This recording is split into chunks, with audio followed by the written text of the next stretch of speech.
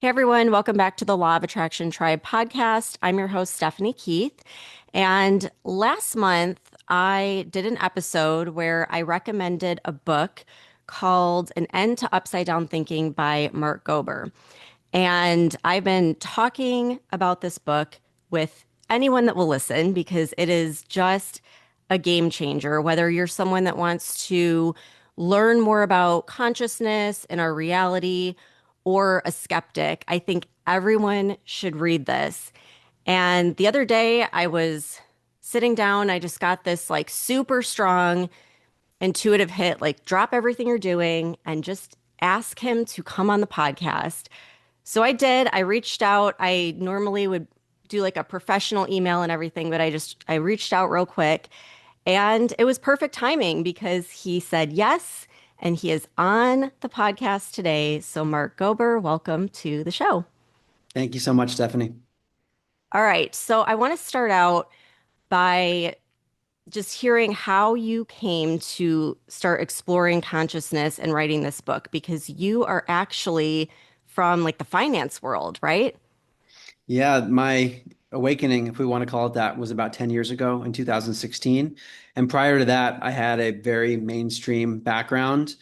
I went to Princeton for my undergrad. I was one of the captains of the tennis team, went into investment banking in New York during the financial crisis of 2008, just because that was the next thing to do. I was really focused on achieving things, accomplishing what seemed like prestigious things. That was just my orientation because I didn't really have a sense for why I existed or whether life had meaning. I just thought we lived in this random universe and there wasn't any meaning beyond whatever we just created in our own mind. So I was doing the next thing in front of me. And because I was on these tracks of, let's just say, hyperachievement, I ended up in New York in the 2008 crisis. And that was a brutal time to be there. It's a tough profession anyway, but working at one of the big banks, I was at UBS, which was having financial struggles like all the other big banks. And I was in the group at UBS within investment banking that advised other financial institutions, meaning my clients were banks and insurance companies and asset managers, other companies in the financial world that needed advice on how to raise money or to mergers and acquisitions. So this was a very hot time to be in that area and also a very stressful time. So it was not good for my physical or mental health. And I decided to leave the firm and join something somewhat similar, first in Boston and then in Silicon Valley, advising technology focused companies. And it was kind of a hybrid of strategy, mergers and acquisitions, technology analysis, and also legal analysis from the standpoint of patents and intellectual property. And looking at all those areas to advise clients, basically. So it was also very intense. It was a smaller firm, so I ended up having more responsibility and found myself in situations in my mid 20s that I was lucky to be in from a professional standpoint, but it was also very stressful. So I was in this world just kind of grinding away. And there was another downturn. The main downturn that most people know about was the financial crisis of 2008, but there was also a downturn with regard to patented technologies and the law. And basically, if you are a company that had an innovation that you patented and another company stole it, then it was very difficult to get compensated for that in court. The laws changed, the court systems had some new case law, and basically companies could steal much more easily, even if there were patents. And that affected the deals that I was working on because we were working with companies that had what we thought were strong patents, but then the rules of the game changed. So I was in this place of being just very lost in my personal life, my professional life. I had just turned 30 and I started listening to podcasts in 2016. And I remember feeling like a complete zombie. And initially, the podcasts were focused on psychedelics, alternative health. And I heard one show, it's called Extreme Health Radio, where I was just listening to people use alternative modalities to heal themselves. And the hosts interviewed a woman named Laura Powers. And I wasn't seeking out this episode, it just happened to be the next one up from several months before. And Laura talked about how she used psychic abilities to heal her clients. And she spoke about things like communicating with angels and interdimensional beings. And it was all stuff that was very foreign to me, that sounded like science fiction because I was more of an atheist, agnostic at the time. And I remember listening to that whole episode and being very intrigued because the hosts of that show were taking her seriously.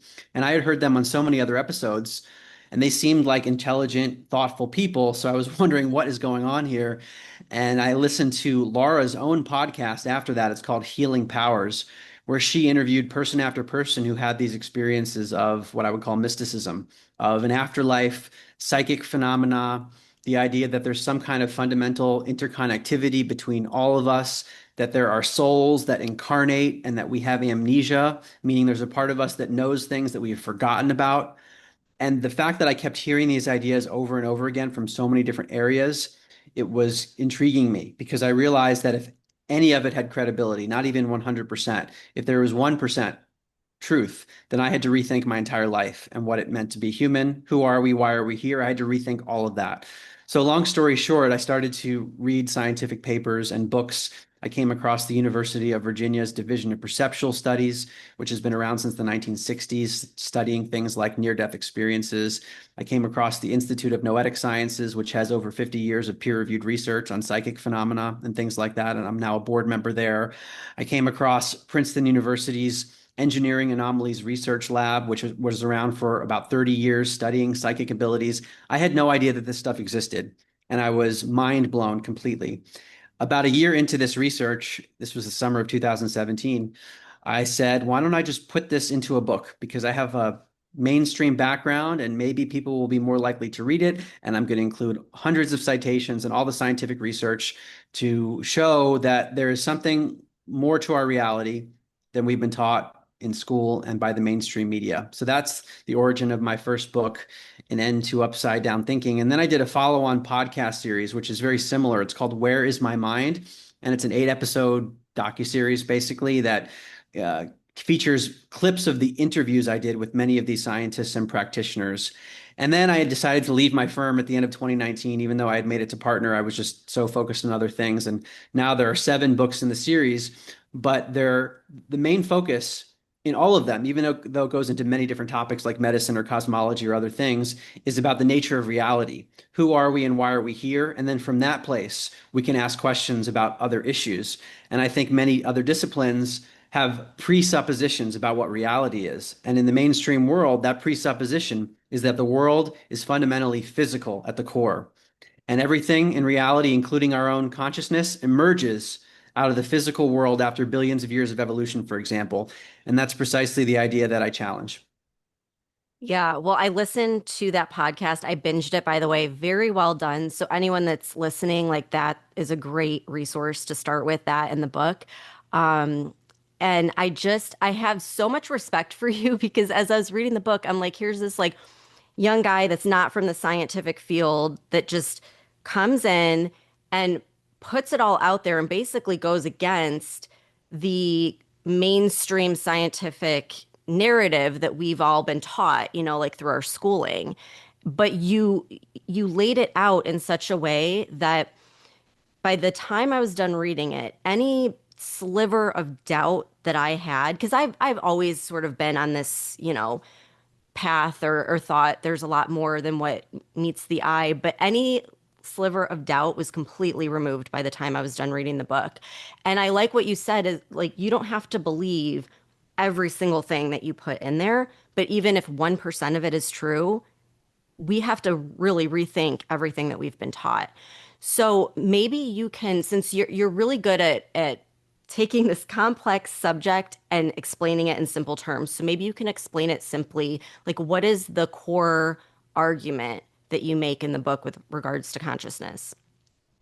Well, the mainstream argument goes something like this, and I didn't even realize that I believed this until I started to dig in, is that there is a metaphysical worldview that is deeply ingrained in all disciplines in the world today, in the mainstream thought process, which, like I said before, is that everything at the core is physical.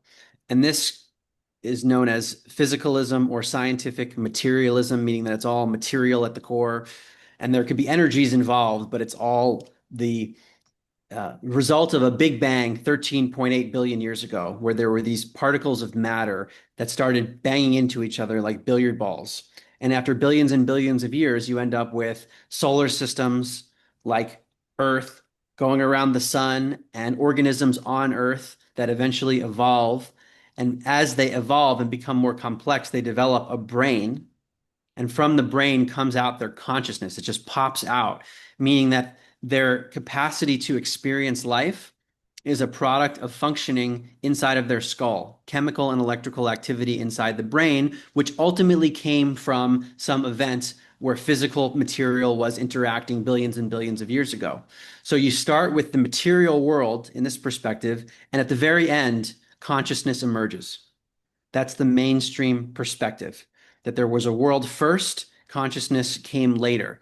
Now, before getting into any of the science, this is a problematic perspective for someone who's skeptical, because a skeptical person wants to have evidence that something is real. But if we're saying that consciousness came at the very end, and then there was a world that was independent and outside of consciousness, how could we ever know that world was there? It's actually impossible because to know that something was there, you would need to have a consciousness to validate that it was there. So this is the ultimate leap of faith. They're basically saying, grant me this miracle, then we're going to explain everything else. That's the great irony. So what might be an alternative? And I've become more and more careful with this, is that I think it's much easier to falsify a model than it is to come up with a comprehensive replacement. Mhm. It's easier to say this isn't true. We can prove that because it makes certain predictions that are not well founded. But to know exactly what is true is a bit more difficult. But what I've done in this book and the other books is to point us hopefully in a direction of what might be the truth, because a lot of evidence points us here. And it puts the brain and even reality in a new context. We know from the field of neuroscience, which has done a great job of this, that the brain has tight correlations between its own activity and the type of conscious experience that someone has. So, for example, if we stimulate certain parts of the brain, we know that will result in a change in a person's consciousness. If a person gets in a car accident and damages a part of the brain that's correlated with memory, that person might have memory loss. The term in neuroscience is an NCC, a neural correlate of consciousness. There are many of these correlations, but the fallacy here is that correlation doesn't necessarily imply causation. As Dr. Bernardo Kastrup, a philosopher, says, if you have a fire, you might have a bunch of firefighters that show up. And if there's a larger fire, there might be many more firefighters that show up. There's a strong correlation between the size of the fire and the number of firefighters that appear. Do we then conclude that the firefighters caused the fire? Right. Most of us probably wouldn't. We'd Yeah. say there's another reason that those two things are related, and it could be the same thing with the brain and consciousness. The brain is correlated with conscious experience, but what if the brain's like an antenna, where, if you're watching television and you take a hammer and smash the antenna on the TV set, all of a sudden the TV show is very scratchy on your screen.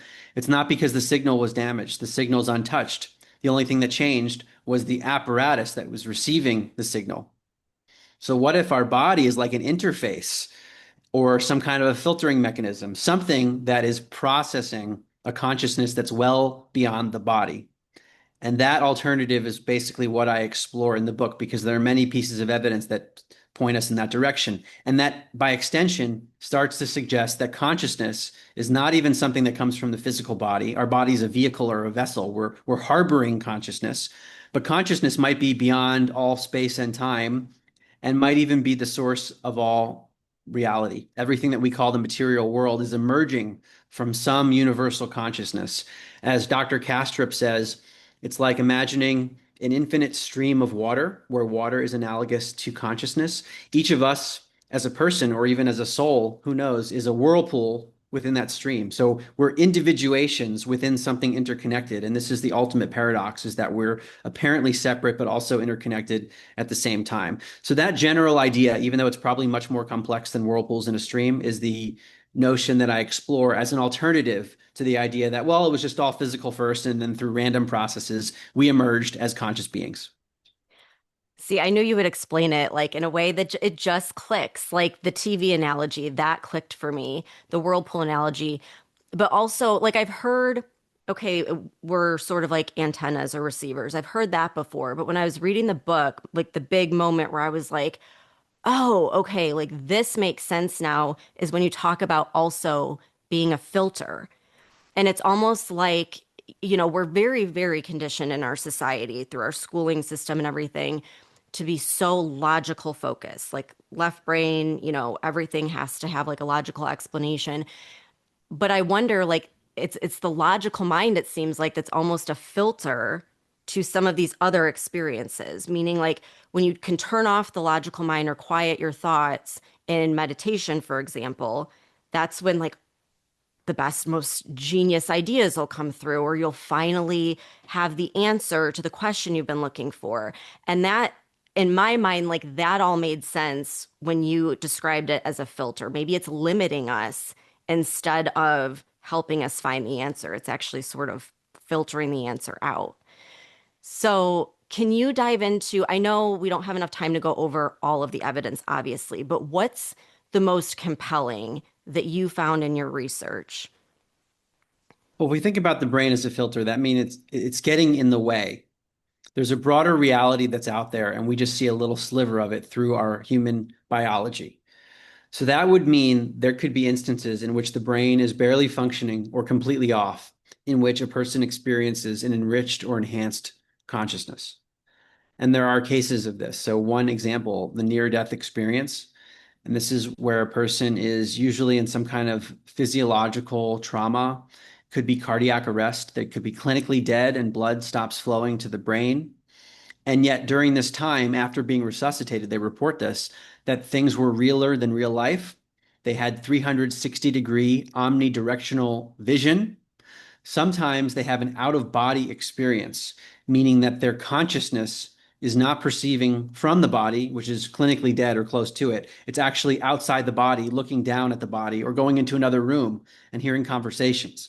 This has been studied by many credible researchers like Dr. Bruce Grayson from the University of Virginia, Dr. Pim van Lommel, a Dutch cardiologist, Dr. Raymond Moody, just to give a few examples, where there is no material explanation for this because the person will come back in the body after being resuscitated and they'll tell the doctor and family members and nurses the things that they saw and heard from a vantage point outside the body. And the doctors and everyone else will say, yeah, you got it right, but that's not possible because we know what your body was doing at the time of that memory. You can timestamp the memory, knowing what the body was doing physiologically because there are hospital records for what the body was doing. And how could we explain this from a material perspective if the person were alive? That their consciousness could travel outside the body if they weren't clinically dead, if they were perfectly healthy, how could we even explain it? And we're trying to explain it now when the brain's barely functioning or completely off. This is known as a veridical out of body experience, meaning a verified memory from a vantage point outside the body when the brain is barely functioning or completely off. Even if there is some tiny amount of brain functioning, which I've heard people try to argue, that does not explain this kind of an accurate memory from this vantage point outside the body.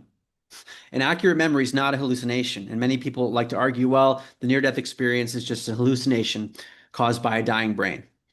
There's no explanation for this. Veridical out-of-body experience. There's a great book on this called The Self Does Not Die, which goes through over 100 such documented cases. And these are difficult cases to document because typically the doctors are trying to just help the person survive. They're not thinking about the science of consciousness. Right. But in some cases, they do have evidence of what the memory was and what other elements of the scene they can use to verify that, wait a second, this was not a hallucination. It was a verified memory from a vantage point outside the body. There is no physicalist explanation for this, whereas we can explain it very easily if the brain's a filter. You get the brain out of the way, the broader reality is exposed, the broader stream of consciousness is exposed, and people can perceive things in ways that we can't with our normal body. For me, this part of the book and the podcast was the most comforting because, like, growing up, we didn't go to church. Like, I wasn't really religious or anything. And my dad, I mean, over and over again, my whole life, he's like, when you die, it's lights out. That's it. Mm-hmm. And Yeah. I just remember as a kid thinking that can't be. Like, but still in the back of my mind, I'd always think, like, what if it is? Like, what if that's true?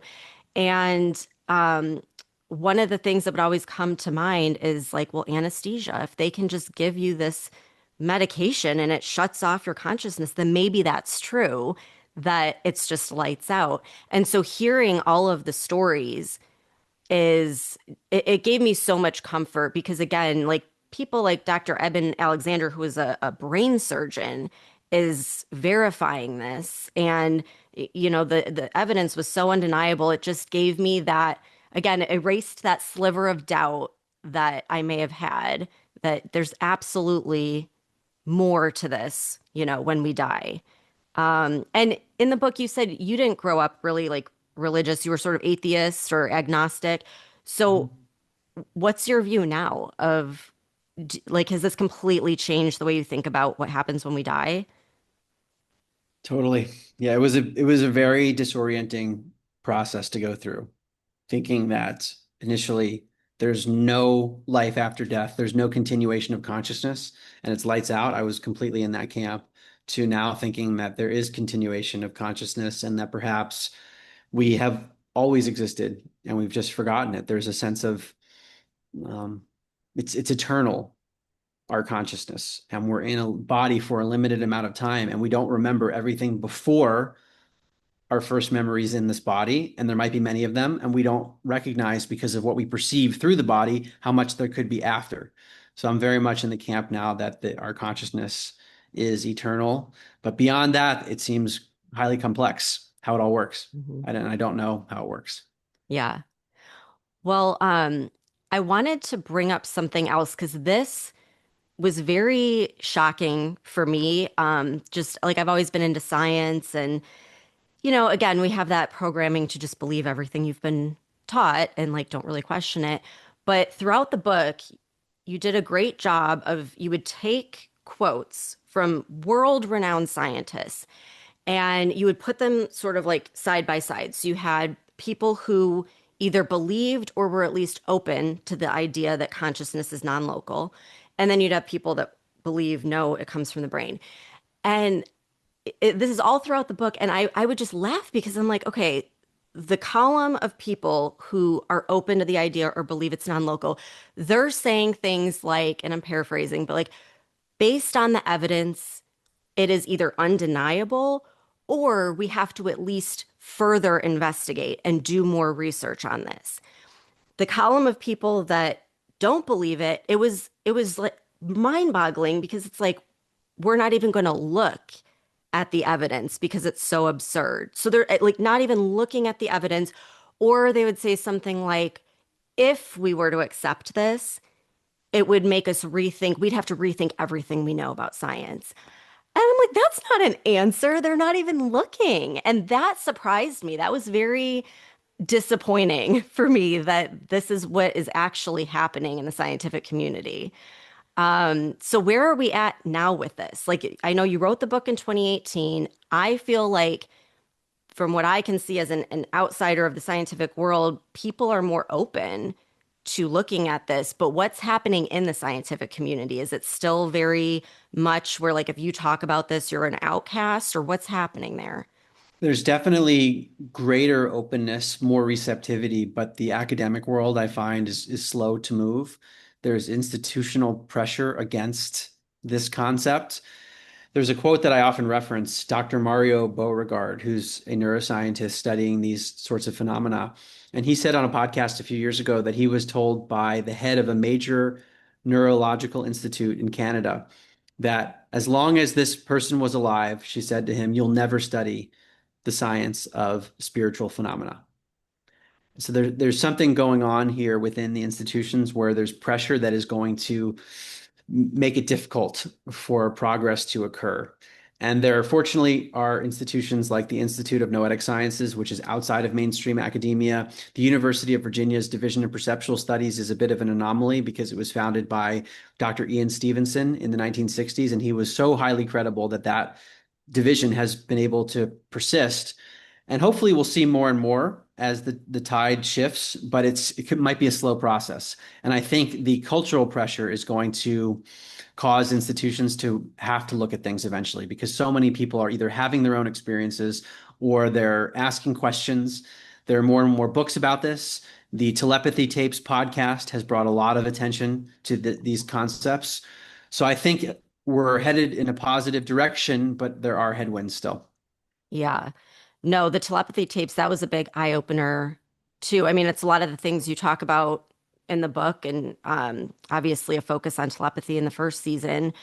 Um, so what does this mean overall? Like when we're saying it makes you rethink everything that we've been taught, everything we think we know about reality, like what are the implications of that? Because like another eye-opening thing for me is I felt like you did a good job of explaining, okay, if this is true, then this would mean that this is how psychic abilities work, or this is how remote viewing works. Things that a lot of people would think, oh, that's not real. It was a very good case for why that absolutely is real. So I don't know, maybe you can just go over some of the big takeaways of how this changes everything we think we Mhm. know. Well, just from a conceptual standpoint, if we adopt Dr. Kastrup's whirlpool analogy, if one whirlpool stops being a whirlpool, the water doesn't leave the stream. It is simply transitioning from being in a localized whirlpool into something else. The water's flowing back into the broader stream. And by analogy, that would be like if a person's body dies, their consciousness doesn't just die, it simply transitions into a new form. And maybe it forms into a new whirlpool in some way. So, notions of an afterlife or reincarnation, so to speak, these would be at least possible. They would be predicted within this general model. And similarly, psychic abilities would be predicted because if some of the water from my whirlpool gets into your whirlpool, that would be like some of my consciousness getting into your consciousness. That's a psychic ability would be completely predicted by this model. So this notion of an anomaly, these are not anomalies. They're only anomalies if we presuppose that physicalism is the truth about reality. And that's why many people will say, well, those are just anomalies. Well, they're anomalies because they're always presupposing that physicalism must be true because we couldn't live in a spiritual world. And there's another analogy I've often given of, let's say there's a law that says that all swans are white. And we search around the world and we find a million white swans. And one day someone finds a single black swan. The law has been falsified because the law said all swans are white and all has a very specific meaning. And if there's one black swan, that's not all. And mainstream science likes to sweep aside these things, and they'll say, "Well, most of the swans are white, so we don't need to think about that." And I'll give an example of remote viewing, which is something you mentioned. I have a whole chapter on this in my book. Remote viewing is the alleged ability for a person to send his or her mind to a place that's far away in space and or time and describe what's there. That sounds like an insane proposition from a physicalist perspective, but if consciousness is more fundamental in our reality, why couldn't you access another part of the stream? And there's a lot of evidence that this is a real thing. To me, one of the strongest pieces as a researcher back in 2016, 2017 was coming across declassified documents from the CIA, which talk about their program where they used psychic spies for national security. And this has been confirmed by former US President Jimmy Carter, who said that these psychic spies were able to find a downed Russian bomber that was lost in an African jungle, and the radar systems couldn't find it. But one of my favorite quotes from the declassified documents, it says, remote viewing is a real phenomenon. Implications are revolutionary. And they describe a number of the studies that they did to prove this. I mentioned Princeton's lab earlier, run by the former dean of engineering, Dr. Robert John. They were running studies on remote viewing and were getting results. So that's a pretty wild thing to think about, that we can send our mind to non-local locations. It's not just stuck inside of our skull. And similarly, there are studies that have been done on telepathy, which is the ability to have mind-to-mind communication. And the study I like to reference most is known as the Ganzfeld experiment, Ganzfeld, because the protocol has been so heavily scrutinized by both the believers and the skeptics. And they've come up with protocols that allegedly satisfy all criteria on all sides, and they still get results. And basically, it goes like this. You have two people in different rooms, and these are people who don't claim to have special psychic abilities. Often they're college students who are just participating in a study. And we'll call one person Jane. Jane is sent into a room, and she's shown an image by the experimenters. And she's asked by the experimenters to try to send to the other person. We'll call that person Bob, who's in another room. She's asked to try to mentally send what she's looking at to Bob in the other room. So there's no verbal communication. Bob doesn't see with his eyes what Jane is looking at, and Jane is mentally sending this stuff to Bob. After a while, Bob is taken out of he's put into a relaxed state in that room, and he's taken out of the relaxed state, and he's shown four images by the experimenters. And the experimenters ask Bob, which of the four was Jane trying to mentally send to you?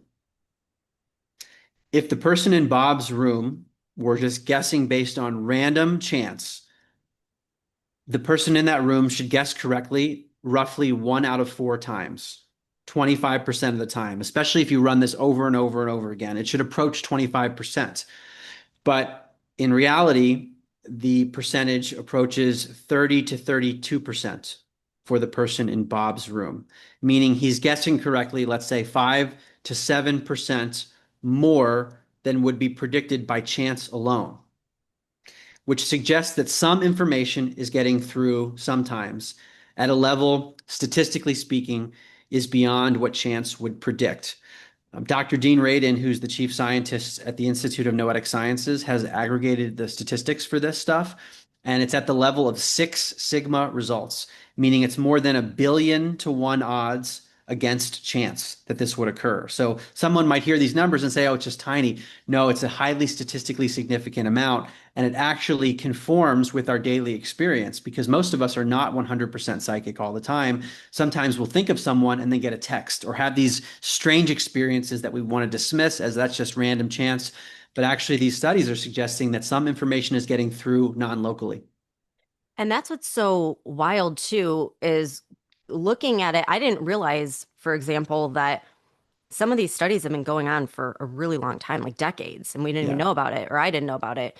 But it seems like it's held to like a double standard. Like, not only is there evidence, but you have to prove and go beyond what a lot of other mainstream studies show. It has to be even more statistically significant, yet there's still so many people refusing to even look at the information and look at the research. Like, it's how is this is why I want everyone to read the book, because I'm like, if everyone read this, it's like at some point we're all gonna start asking questions like, hey, we need to look at this further, you know?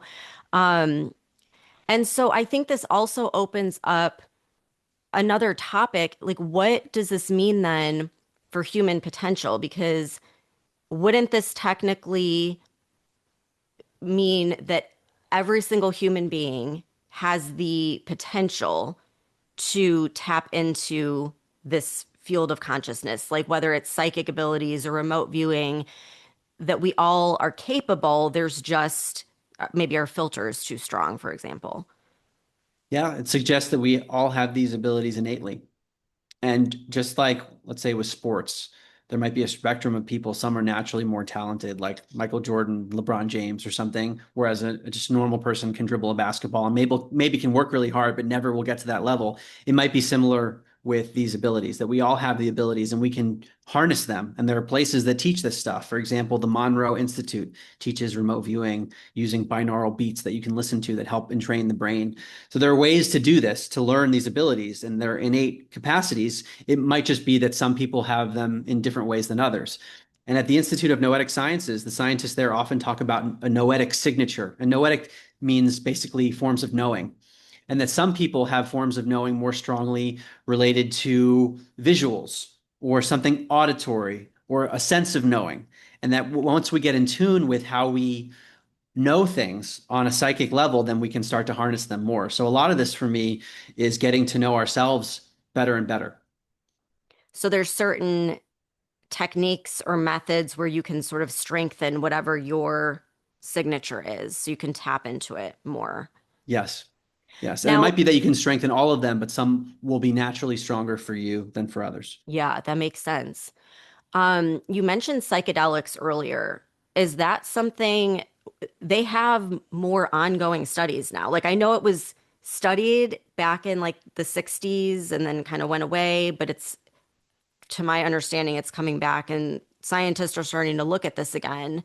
Yeah. I don't know if that's anything that you guys are doing at the Institute of Noetic Sciences, but it is intriguing just hearing like on podcasts people's experiences, and it could be people who have never met, never talked, but all the experiences sort of follow very similar things. And it's like, okay, kind of like remote viewing. Are they leaving their body and going somewhere because they're all describing like the same type of place, the same type of experience or beings or whatever they come in contact with? And I just think there's a lot more to explore there, and I'm hoping that we're gaining some headway in that field.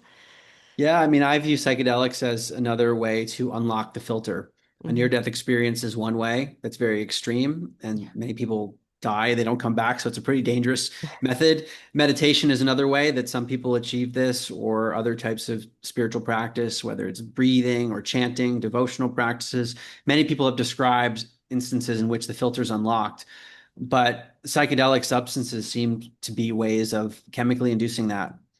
And I've had some experiences after writing the 7 books that just are very validating of the things I've written about, that when you experience it directly, it's obviously true that Do you there is feel this, comfortable like sharing what you experienced? yeah, it's hard to put into words very often, but it's just true. Like there is a spiritual reality that is Mhm. known. And in my experience, it's a state of consciousness that's actually more familiar and obvious than this one that we live in.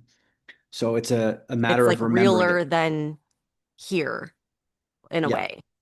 Realer than here, and perhaps, I don't know, has been around longer than here. Hmm. And it's just so obviously true. It's not like a new discovery. It's just a remembering of something that on some level we've always known. And there's a very strong sense of the eternal nature of consciousness, which has been described throughout history. And a lot of the scientific evidence that we've discussed so far and a lot in the book points us in this direction. But it's just another form of a direct way of accessing this stuff. And there are many sacred plants on Earth that have been around for a really, really long time that seem to have a strong connection to this other higher realm. If we want to call it divine realm, that's the sense that I had, that there's a real divinity to this, Hmm. not just conceptually, that's just the nature of reality. And that when we're in this body, we have one foot in the physical world and one foot in the spiritual. And we've largely forgotten the spiritual aspect, and we've gotten stuck, almost like our mind is tied up in knots within the physical world exclusively. And I'm not trying to dismiss the physical experience, because I sense that that is really important and it's actually sacred and precious. But the ultimate reality is spiritual. Do you like what are your thoughts on like why is this stuff still illegal? I mean, I don't want to like sound like a conspiracy theorist, but I kind of am though. Like why Yeah.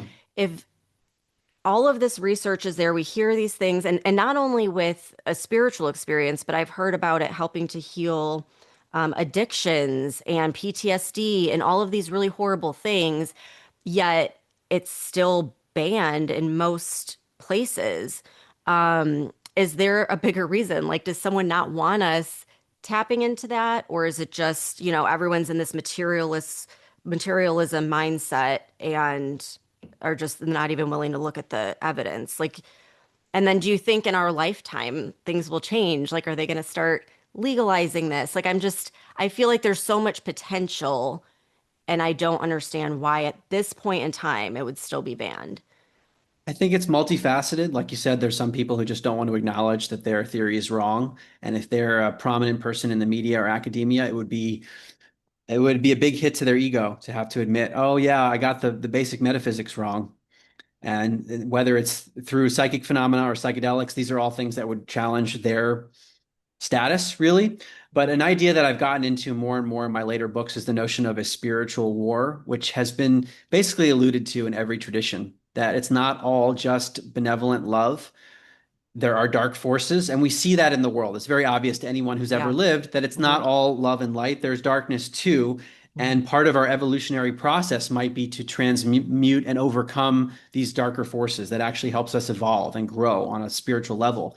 So I do think there is some nefarious stuff involved. I mean, just from a strictly financial perspective, what some of these medicines can do is would put pharmaceutical drugs out of business. They would not be needed as much. If you could take a plant substance and then no longer need to be on antidepressants for the rest of your life, for example, or no longer need to be on narcotics that people are addicted to, that would be a damaging thing from a business perspective. And I've seen firsthand some of the miracles of these substances. I mean, I also think it has to be done carefully because you're opening your consciousness up to other realms. And if we're not equipped to handle that, it has to be done super carefully. But for example, I just had an experience with a substance called ibogaine, Yeah. which has gotten a lot of press in the state of Texas. They're investing $50 million to try to help combat vets with PTSD.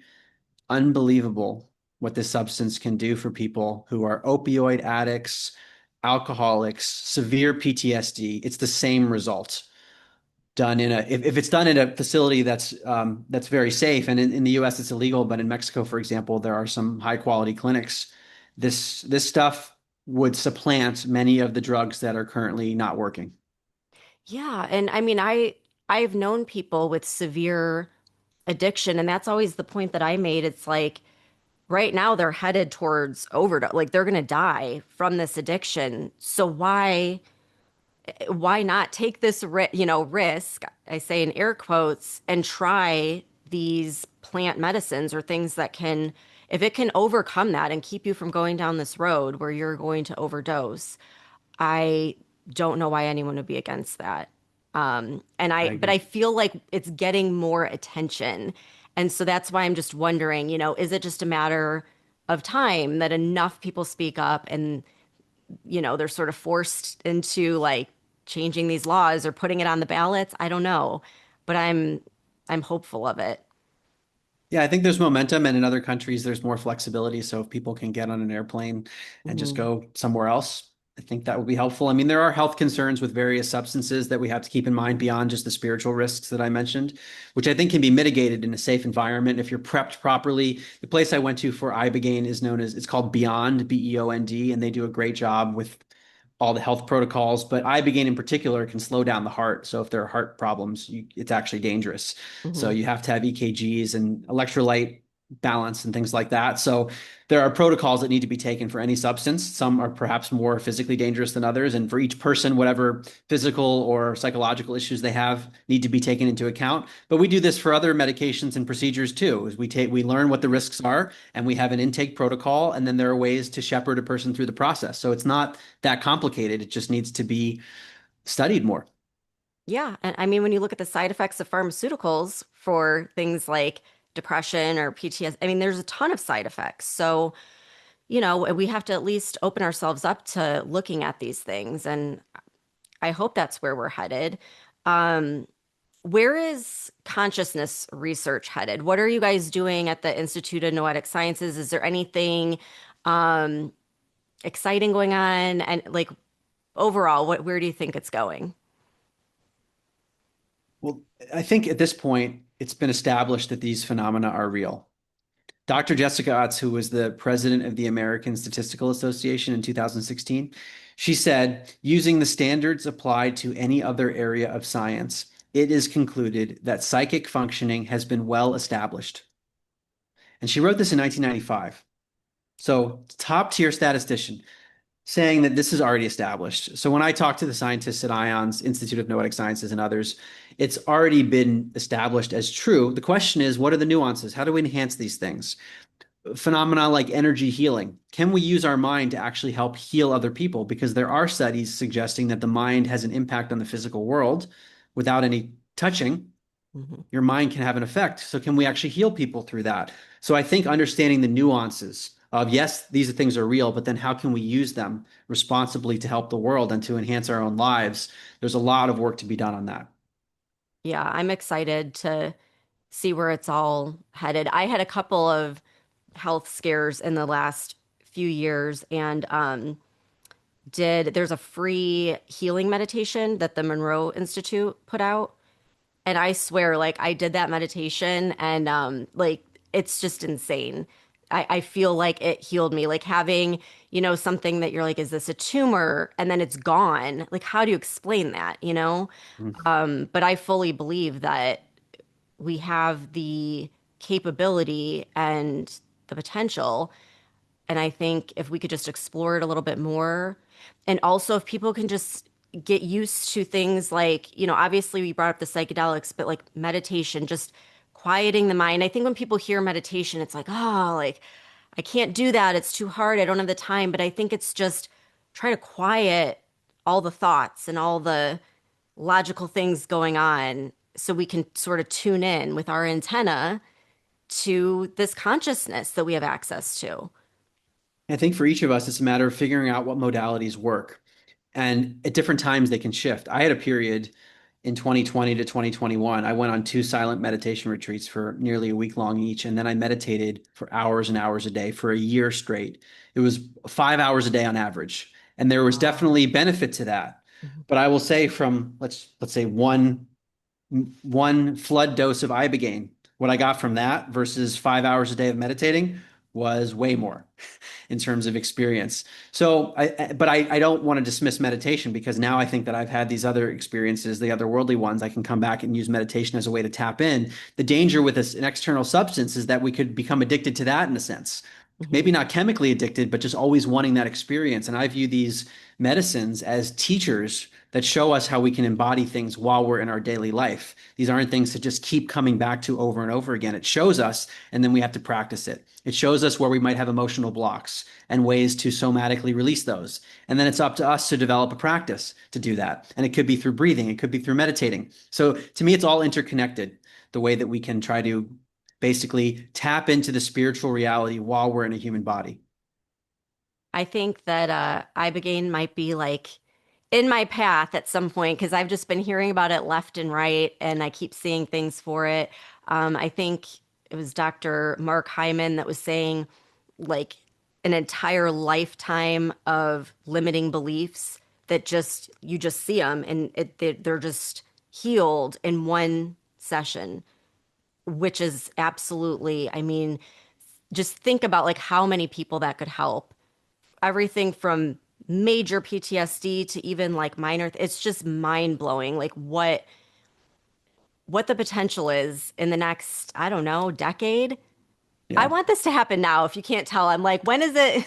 Can you like make this happen a little bit faster? But I just, again, it's like that and your book where you talk about all of this, it gives me so much hope, not just like comfort that, there's a lot more than just this life, but hope for where we're headed as a whole, where humanity is going. Me too.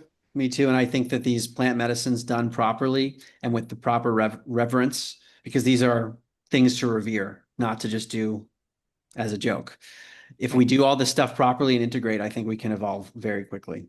I think so And too. yeah, you said ibogaine. I mean, that is serious stuff. The Yeah. transformations I saw in every single person who went through the Beyond protocol in Cancun, unbelievable. And for me, even some of the things it did, I mean, it took me to that divine place that I mentioned.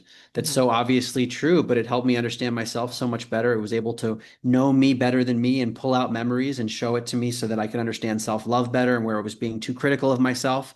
And it just deprogrammed years and years of perfectionism, of negative thinking, probably even ancestral lineage Mhm. stuff. I got a lot of hits of that. So these are all modalities that we can use to heal ourselves. And once we're more healed, we're more capable of helping others. And so much of the world is people's unhealed traumas playing out against each other. Yeah, absolutely. Well, I think a good starting point is to read the book and end to Upside Down Thinking. Like, literally, I'm not saying it because you're on the podcast. If everyone read this book, our whole humanity would just shift like so quickly. It's just such an eye opener. And the podcast, too. The podcast explains it so well. It's so well done. But this is the first of 7 books. Yes. Yeah. I'm going on vacation in a few days. So I'm like, I'm going to be like sitting on the beach going through all these books because I just want to dive in more. Um, so where else can people dive into your work, connect with you? My website is a good place to start. It's just my name, markgober.com, markgober.com. I'm on social media, Mark Gober author. I have 7 books out. They're all on Amazon in hard copy, Kindle, and Audible formats. I narrated the Audible for each of those. And if you're interested in reading all of them, you could start anywhere if you just wanted to read one book. But Mhm. I would recommend going in order. So an end to upside down thinking, then an end to upside down living, then an end to upside down liberty, then contact, then reset, medicine, cosmos, because you'll see the evolution in my thinking. And if I evolved in that way, and if a reader's starting from scratch, there might be a reason in hindsight that I wrote them that way, and it might be more helpful to the reader to start from one and go to seven. And my podcast series is another good place to start. Where is My Mind with Mark Gober, co-produced by Blue Duck Media. That's on Spotify, Apple Podcasts, and all the major players. And if you listen to that, you could listen to any episode you want and start there, but I recommend starting with episode one because we produced it in a way such that the ideas build on themselves. So go start with episode one and binge it through episode eight. Yeah, I literally binged it in one day. So anyone that's listening to this podcast, you'll like that podcast. Just go start listening. I'm so excited you have more books because I just Mhm. like, I gave my mom the copy that I had. I'm like, you have to read this. And I'm like, are you done yet? Like, can I have it back? So now that'll give me some other things to do over the next few days. But thank you so much for coming on the podcast and for everything you're doing. I think you're part of this movement that is really waking people up and is shifting the trajectory of where we're going. And I think it's going to happen a lot quicker because of things like your book. So thank you for everything you're doing. And you're welcome back on the show anytime. And thank you, everyone, for tuning in. And I'll see you back here in the next episode.